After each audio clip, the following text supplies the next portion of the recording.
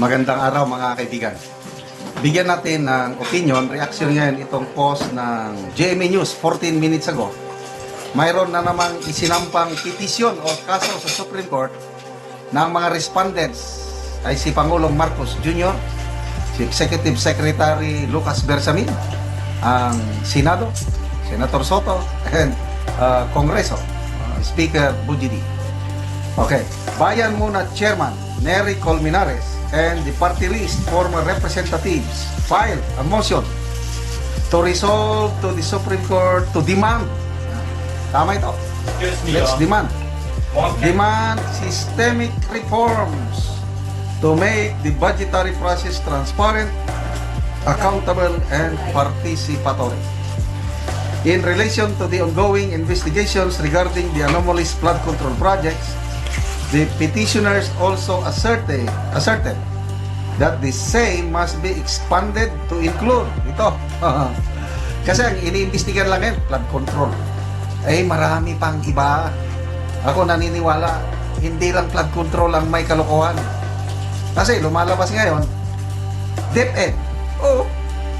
Imbes na magpatayo sila ng classroom, 22 lang ang napatayo sa isang taon itong nakakainis. Oh, farm to market road, military barracks and training facilities. Marami, halos lahat. Kaya ito, maganda itong petition na ito. Hindi lang flood control. Ano pa yung iba? Ang maimbestigahan, the same must be expanded to include soft projects in the form of ayuda. And the difficult to audit is slope protection projects, as these projects are also most vulnerable to rampant corruption. Yon. Ganyan ang pahayag o expose ni Mayor Magalong. Yang tabi ng kalsada, rock netting ba yan ang mga ano? Maraming nadadaanan natin.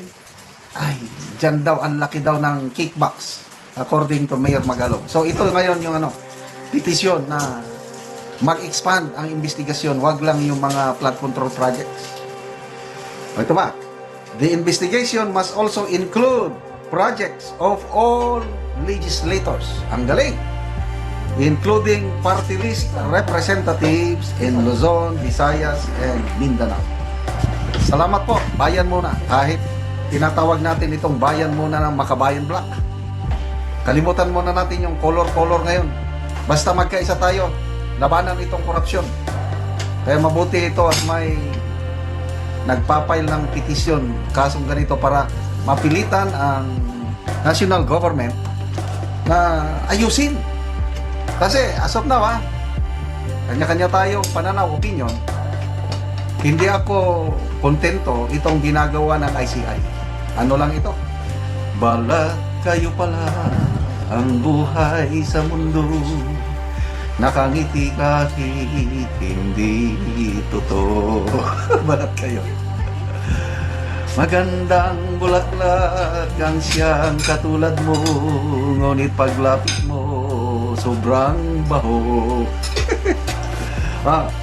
Kita medyo sinight yung, ito na yung copy ng petition. Motion to resolve. So medyo mahaba. So, history-wise, from Macapagal, kasi may panganak ako 1959. Macapagal administration up to now, ito na po yung administration na may pinakamaraming kaso na naisampa sa Korte Suprema. Yan po ang tatak, bagong lipunan ng Pangulong Ferdinand Marcos Jr. Wala, hindi ko alam yung kanta nila eh. Yung Marcos Sr. na bagong lipunan, okay pa yun. Gusto ko, may bagong silang, may bago ng buhay, bagong lahat, bagong galaw, sa bagong lipunan. Ang sarap kumanta nun. Yung mga kaedad ko, di ba? And we sing it by heart. Nakatulong sa akin yun. Yung in-impart nila sa mga kabataan yung sense of nationalism, love of country, discipline. Yan po, yung bagong lipunan ng Marcos Sr. Ngayon, ano ba? Bagong Pilipinas o bagoong Pilipinas? No, again, nakaka-inis, nakakadismaya, nakakagalit. Yung magandang araw mga kaibigan. Bigyan natin ng opinion, reaction ngayon itong post, ang balita ngayon, pahayag ni Attorney Guanzon sa response ni Attorney Guanzon sa pahayag ng Pangulong Marcos Jr. Okay. Ito, unahin natin ang pahayag ng Pangulo. Sabi niya, patuloy tayo sa paglilinis ng hanay ng pamahalaan upang matiyak ng bawat opisyal, bawat lingkod bayan ay karapat-dapat sa tiwalang ibinigay sa kanila ng taong bayan. Yon. Paglilinis, ibig sabihin sa korupsyon. Matagal lang sinasabi yan ni BBM na nag-imbestiga sila. Pag may nakita na may ginagawang kamalian, sinisibak kagad. Kaya lang tahimik daw, hindi na nila ina-announce. Ganon ang style niya. Sibak daw kagad. Kaya sabi niya, patuloy tayo sa paglilinis hanay ng pamahalaan. So, kung pala siya, anti-corruption advocate din pala siya dahil nililinis niya ang kanyang pamahalaan eh. Ito naman ito naman ang sagot ni Attorney Guanzon.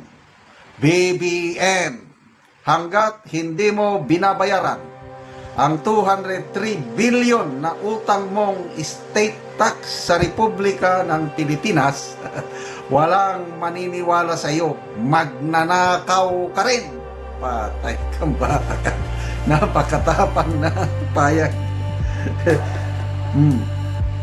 Tila sinasabi na Attorney Guanzon na ang kredibilidad ng paglilinis ng gobyerno ay dapat magsimula sa pinakamataas na posisyon at hindi lamang sa mga mabababang kawani. Agree. Leadership is all about by setting the example. Ganun lang po ang natutunan ko sa leadership. Okay, example na. Pumasok ako sa serbisyo 1983. Naabutan ko, ito na yung pinaka-worst state of discipline ng sundalo. Maraming abusador na sundalo nung pumasok ako sa serbisyo. Kaya dumami ang mga NPA sa buong bansa dahil sa abusadong sundalo. Bakit abusador ang sundalo? Yung professionalism, lalo na mga commanders na wala. Kaya ako, nakaabot ako ng mga commanders, iba ang gawa. May mga kalukuhan. Dahil ang commander, gumagawa ng kalukuhan, ayan, sundalo, gumagawa rin. At ako, nakakahiya mang aminin, dahil naabutan ko eh. Ganon ang ginagawa. Ay di, gumawa rin ako ng kalukuhan. What I mean with kalukuhan, yung mga, basta, yung makakwarta. Kalukuhan na naranasan ko yan. Kaya lang, after yung 1986 EDSA Revolution, nagkaroon ng totohanan na reform the Armed Forces Movement. Nagsimula AP Chief of Staff si late General Arturo Enrile. Talagang ano siya, the best, one of the best Chief of Staff. Ang kanyang slogan is do good, look good, feel good. And then dahil sinimulan ng isang General Arturo Enrile na kitang-kita ang kanyang leadership, integrity niya, down the line, pababayan. Kaya nagkaroon ng changes sa armed forces dahil sinimulan sa taas. Example, Brigade Commander, General Santos Gabison. Bago siya pumasok sa aming 4th Infantry Brigade, mga sundalo, nagsusugal, naglalasing, nagsasabong, hindi sana dapat. Tapos hindi masyadong nag-uniforme. Kung mag-uniforme, lousy. Pagdating ng napaka-strictong general, napakasimple ang buhay. Paghawak sa pundo ng unit, talagang transparent. Ang buhay niya, simple lang. Ang ulam lang niya, nito, lauoy, alugbati, malunggay. Napakasimpleng buhay. Panahon ng eleksyon, may nagdala ng isang maletang pera. Milyones siguro yun. Hindi niya tinanggap. Pinabalik niya. Ayun. Grabe ang ano ng sundalo. Kung anong i-require ng commander na ito, General Gabison, lahat sumusunod. Walang sugal, walang alak, walang sabong. Wala talaga. naging matino kami dahil isinet ng commander, simula General Enrile sa AP, yung brigade commander namin sa Busan, General Gabison. Talagang matino, di tumino lahat. Kaya ang ano ko dyan is, walang masamang sundalo, only bad commanders. Kung bad ang commander, bad din yung sundalo. Kung good ang commander, good din ang sundalo. Ganun lang yun. Ito yung sinasabi ni Atty. Guanzon. Decision ng Supreme Court yan, yung 200 billion real estate tax. Supreme Court decision. Up to now, hindi pa nila napabayaran. And then, naglilinis kunuhay. 3 years na yung kanyang termino. Nalilinisan ba ang mga kurakot sa hanin ng pamalan? Palala ng palala. Kahapon, nakakadismaya yung lumabas na balita. Out of 1,700 classrooms, target ng DepEd na maipatayo, 22 lang ang naipatayo. Bakit? Sinentralize nila lahat sa DPWH ang pagpapatayo. Kaya iba, nung panahon ng Pinoy administration, DepEd ang bahalang magpatayo. Kaya Pinoy time, nakapagawa 14,000 classrooms yung 6 years. The same thing with Duterte time. DepEd ang namahala pagpatayo ng classroom. So halos ganun din, 14,000. Kailang may backlog pa rin. Marcos administration, ang target daw sa buong kanyang administration, 40,000 classrooms. Paano mo maabot yung 40,000 classrooms within his administration kung 22 lang ang napatayo? Di ba? Ang dami niyang sinasabi. Pabahay, 6 million houses. At the end of my term, ano ngayon? Wala. At after 3 years, nasa 300,000 lang. Yan po ang tatak ng bagong lipunan. Kaya napakaswerte natin. We have the best president in the world. BBM, palaging malinis dahil palaging naghuhugas kamay.